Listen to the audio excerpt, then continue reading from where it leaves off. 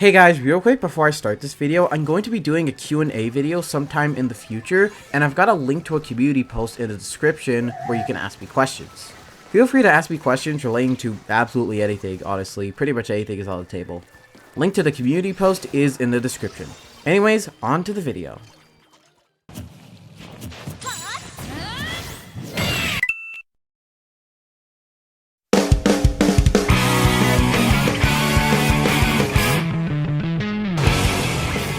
Splatoon 3 is an awesome game. I don't think I've been this hooked in a game since Smash Bros. Ultimate.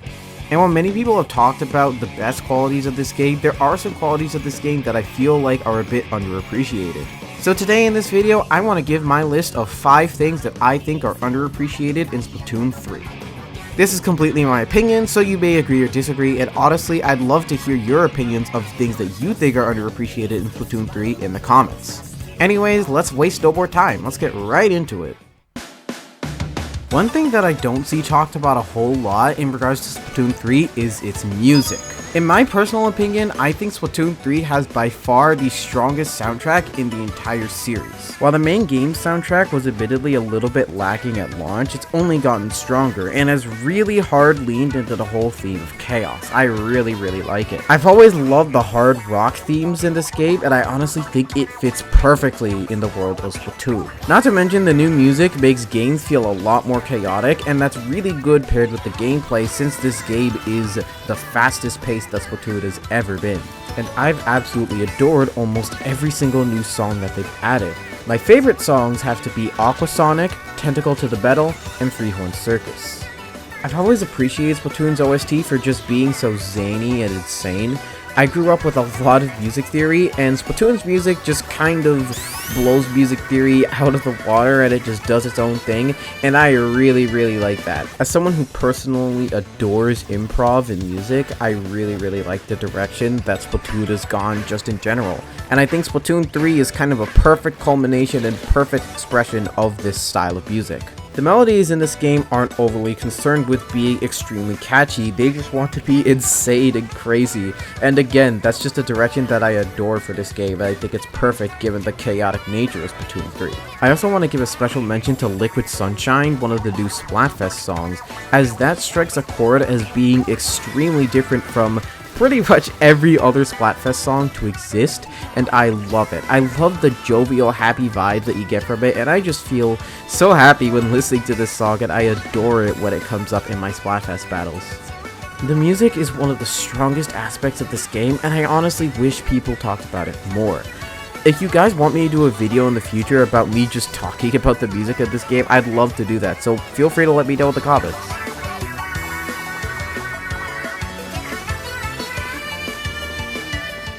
Next up, I want to talk about this game's UI, because that is something that I really don't see a lot of people talking about. Now, this isn't to say that the previous games had bad UI, in fact, Splatoon has always had a very strong UI, I think. But the UI over the course of the series has gotten better and better, and that's something I really appreciate. One of the big things I immediately noticed when playing Splatoon 3 was the difference in how splats were portrayed. In Splatoon 1 and 2, the player icon would simply shift from the colored image to a black and white image with an X over it. And while it is effective at showing who's active and who's not, in all the chaos of a Splatoon game, it's kind of hard to see. I can't tell you how many times I've played Splatoon 2 and just been playing the game, and then I look up at the screen and I'm like, oh, that's where my teammates are.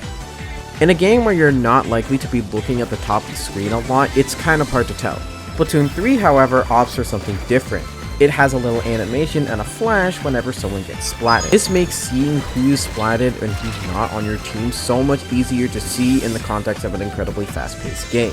I don't even need to look at the top of the screen to know who's splatted and who's not, who's contributing to the objective and who's not. Not to mention, splats are a lot more audible than before, and it actually shows where they happened on the screen. In previous games, it would be pretty hard to tell who got splatted unless you were like right next to them. There are also various quality of life changes in the UI for the ranked votes. For instance, for Clan Blitz, you can now see how many clans each player has, and for Rainmaker, there's a little icon to show who exactly has the Rainmaker on each team. These overall are, yes, incredibly small changes to the game, but I think they flesh out the game a lot more and make the game a lot more just enjoyable to play. And it's important that these changes were made because, like I said before, Splatoon 3 is by far the most fast-paced game in this series. Next up, I want to talk about the replay function. I remember people being so excited for this function when the game came out, and honestly, it's something that I still use today. It's extremely useful. Not only are you able to see your own mistakes, habits, and able to discern how to fix them, but you can also look at other people's point of view, you can see a bird's eye view, and if you're looking at a ranked mode, you can even see the objective. It's an incredibly robust and really nice replay feature that I think is really good. Another thing that I appreciate about this game is that it automatically saves your previous 50 replays. In previous games, you would have to hit some sort of button to save a replay, and even then you'd only have a limited amount of space to save replays before you just couldn't save them anymore. Splatoon 3 instead opts to just save your 50 most recent replays, so it's incredibly easy to go back to a match you just played and just, look at the replay and not have to worry about it getting deleted if you run out of storage or anything because, well, that's managed for you. Not to mention this is incredibly helpful for Splatoon coaches if they want to VOD review others, or just teachers if they want to teach people how to play this game. It's really useful, and honestly, I'm so grateful to Nintendo for adding this feature.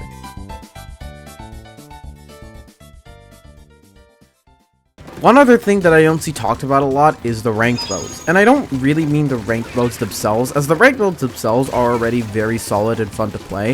What I mean is the small quality of life improvements that were made in this game to the ranked mode. In tower control, where you used to be able to have multiple people on the tower to make it go faster or go through checkpoints faster, now that isn't the case at all, and so it incentivizes more strategies where just one person stays on the tower and the other people go on ahead to protect the tower. I feel like this turns tower control more into the mode that it was meant to be, and I really like that change. In Rainmaker, there were not only the UI changes that I mentioned before, but there are now checkpoints. Many of the stages in the game have 2 checkpoints, which allow for different push options and really expands the stage, honestly. It turns Rainmaker into a much more interesting game mode, and while it is personally my least favorite of the bunch, it still isn't unfun in the slightest. It's still a blast to play. And Clan Blitz now gives you handy little icons next to each player saying how many clans each player has and even if they have a power clan. This is especially useful for communication, as you can communicate to your teammates which teammates have clans, which don't, and which people on the opposing team have clans and which don't. Not to mention in Clan Blitz you now only need 8 clans to make a power clan instead of 10. I feel like the changes in these ranked modes have not only changed the game for the better, making them faster paced, but it also makes the ranked modes a lot more interesting and unique. These changes allow for a lot more variance in terms of how the game is played, and I really like that. Splatoon 3 is one of those games where you can't really tell what's going to happen in a match, and I think the changes made to this ranked mode increase these factors much more than Splatoon 1 and 2.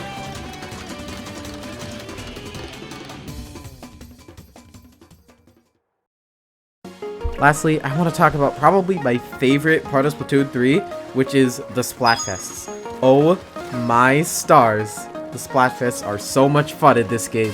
I adore the atmosphere, I adore the music, I adore all the different colors. The tricolor battles are so much fun, and while I admit I do miss the shifty stations, I do actually quite enjoy the fact that they repurpose existing stages for tricolor, and while I think there are certain stages that really work for tricolor and certain stages that don't, overall I have had an absolute blast with tricolor as a mode. I love playing with my friends in this and even meeting new friends through Splatfest. It's really fun. At the end of the day, I'm not someone who cares terribly about who wins and loses because I just have a lot of fun in these Splatfests just doing turf war, vibing, listening to the music, seeing all the community posts. It's just a time where the whole world could truly just get together, vibe in community, and have a good time. And honestly, that is my absolute favorite part about the Splatfest. A lot of what makes Splatfest special is created by the community, and I'm very much appreciative of that. It's so much fun. And at the end of the day, that's an attitude that I'm trying to work on myself to adapting more, and I really want more people to adapt this attitude too.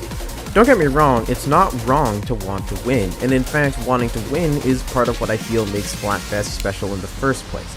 But also, don't take it too seriously if your team manages to lose, because at the end of the day, we're just playing a game and we're trying to have fun. And if your team wins, also, hey, don't take it too seriously, because again, just a game, we're all trying to have fun, we're just vibing together in community, and it's really awesome.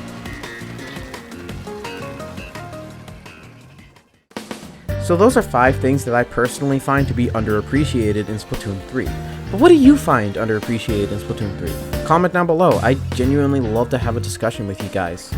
Anyways, thank you guys so much for watching this. I really appreciate it. If you have any other ideas for Splatoon content I could do, or just stuff that you want to see me do, start discussions in the comments too. I genuinely want to hear what you guys have to say.